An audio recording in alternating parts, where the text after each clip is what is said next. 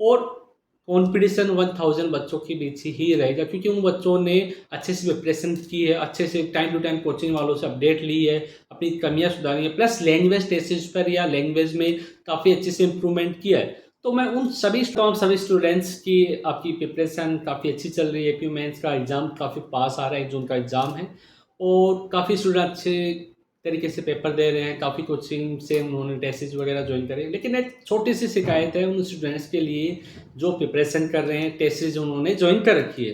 बस सबसे बड़ी दिक्कत वाला बात है कि हम ही अपने आप को कंपटीशन में लेके आते हैं, हम ही कंपटीशन से अपने आप को बाहर लेके जाते हैं। सबसे बड़ी दिक्कत वाली बात ये है, काफ़ी स्टूडेंट्स हैं कोचिंगों से टेस्ट बाई कर रखी है, कुछ स्टूडेंट हैं अच्छे से पेपर दे रहे हैं, टाइम टू टाइम कोचिंग वालों से अपडेट ले रहे हैं, अपनी कमियां सुधार रहे हैं, लेकिन काफ़ी स्टूडेंट्स हैं जिसे किसी कोचिंग में 40 पेपर है, साथ में मॉक पेपर है, तो स्टूडेंट्स 10 पेपर देने के बाद में ही वो पेपर देना बंद कर देता है कि ये सोचता है मुझे पेपर अभी नहीं देने, मैं लास्ट में ही दूंगा, क्योंकि लास्ट में कुछ नहीं होता है। आपकी जो गलतियाँ होती हैं ना तो आप इम्प्रूवमेंट कर सकते हो, ना तो उसमें सुधार कर सकते हो, और ये करते करते वो हम ऑटोमेटिक ही कंपटीशन से बाहर हो जाते हैं।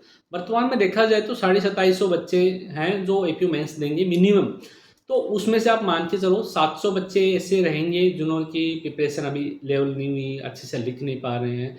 700 से 800 बच्चे ऐसे रहेंगे वो लिख पा रहे हैं लेकिन अच्छा कंटेंट नहीं लिख पा रहे हैं, छोटी छोटी सिली मिस्टेक हैं कि जो उन्होंने पेपर के दौरान सुधारने की कोशिश की लेकिन इंप्रूवमेंट नहीं कर पाए। तो 1000 बच्चे ऐसे, उसमें हैंड राइटिंग का भी काफ़ी बड़ा रोल रहेगा, तो 1000 बच्चे वो वैसे ही दूर हो जाएंगे। बच्चे 1000 बच्चे ऐसे रहेंगे कि अपनी टेस्ट सीरीज में टाइम टू टाइम लगा रहे हैं, अपनी कमियां सुधार रहे हैं और काफ़ी अच्छा लिख रहे हैं, और कंपटीशन 1000 बच्चों के बीच ही रहेगा, क्योंकि उन बच्चों ने अच्छे से प्रिपरेशन की है, अच्छे से टाइम टू टाइम कोचिंग वालों से अपडेट ली है, अपनी कमियां सुधारी है, प्लस लैंग्वेज टेस्ट पर या लैंग्वेज में काफ़ी अच्छे से इम्प्रूवमेंट किया है। तो मैं उन सभी स्टूडेंट्स से कहना चाहूँगा, अभी काफ़ी टाइम है, मिनिमम आप मान के चलो 55 डेज भी नहीं है, 50 के आसपास दिन बचे हैं।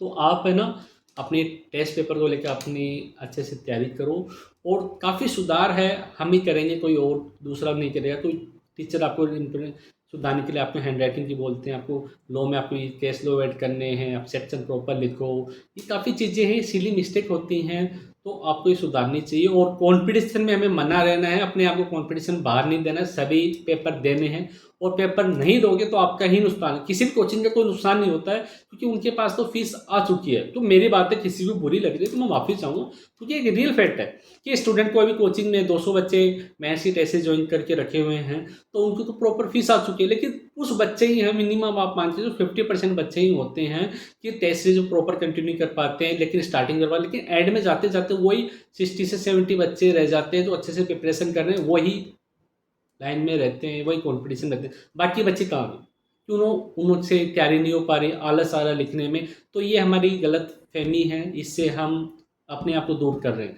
तो इस गलत फहमी को हमें दूर करना है, टाइम टू टाइम हमें टेस्ट पेपर देना है, कैसे भी दो, कम से खुद का मूल्यांकन तो करवाओ। आप टीचर से आपने पे किया है, स्पेसिफाई मेरी नहीं, हर कोचिंग की बात कर रहा हूँ, किसी को पे किया है, प्रॉपर तैयारी करो, उनसे time to time test paper check करो, कमियाँ हैं वो इम्प्रूवमेंट करो, स्टडी मटेरियल लो, अपने आप को इम्प्रूव। हमें कंपटीशन में रहना है, ना कि हमें कंपटीशन बाहर जाना है।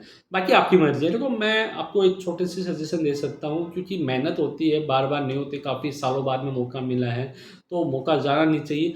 26-27 में वैकेंसी आए ना आए वो बात की बात होती है, लेकिन ये मौका है, हमें मौका छोड़ना नहीं है, हमें कंपटीशन में रहना है, हमें टेस्ट पेपर देने हैं, और टाइम टू टाइम हमें कॉपियाँ चेक करवानी है। ये नहीं होना चाहिए कि मुझे पेपर नहीं देना, आज दूंगा कल दूंगा, इससे ऑटोमेटिक आपका ही नुकसान हो रहा है, किसी कोचिंग वाले का नुकसान नहीं हो रहा। तो आपसे निवेदन ये रहेगा, जो 2700 बच्चे हैं जो अच्छे से प्रिपरेशन कर रहे हैं, जो प्रिपरेशन नहीं कर रहे हैं, तो उनसे भी निवेदन ये रहेगा, प्रिपरेशन स्टार्ट करो, लैंग्वेज पे फोकस करो, लॉ में फोकस करो। जिन्होंने टेस्ट ज्वाइन नहीं करेगी कोई बात नहीं, लेकिन अपने आप को टाइम दो, अपने आप से क्वेश्चन लिखो, उसको सोल्व आउट करो। सिलेक्शन हमें खुद को ही लेना है, दूसरे को कोई को नहीं लेना है। प्लस हम कंपटीशन में रहेंगे जब भी मजा आएगा, और कंपटीशन को हमें बने ही रहना है, ना कि हमें कंपटीशन बाहर में। काफ़ी स्टूडेंट हैं निराश हो चुके, सर हमसे नहीं होगा, हम नहीं कर पाएंगे। तो आप नहीं कर पाओगे, आपको भी लग रहा है, लेकिन बाद में 1 साल बाद में क्या करोगे? फ्री आपका पास हुआ, आपको मौका मिला है, तो थोड़ी सी मेहनत करने में आई थिंक कुछ नहीं जाएगा। तो सभी निवेदन यही रहेगा सभी स्टूडेंट से, अपने मैथ को पेपर को लेके काफ़ी चिंतित रहिए, अच्छे से अच्छे पेपर दीजिए और हमें मार्केट में रहना है, हमें पेपर देने हैं, अपने इम्प्रूवमेंट करवाने हैं, हमें कॉम्पिटिशन में अच्छा रिजल्ट देना है, ना कि हमें कॉम्पिटिशन से बाहर रहना है।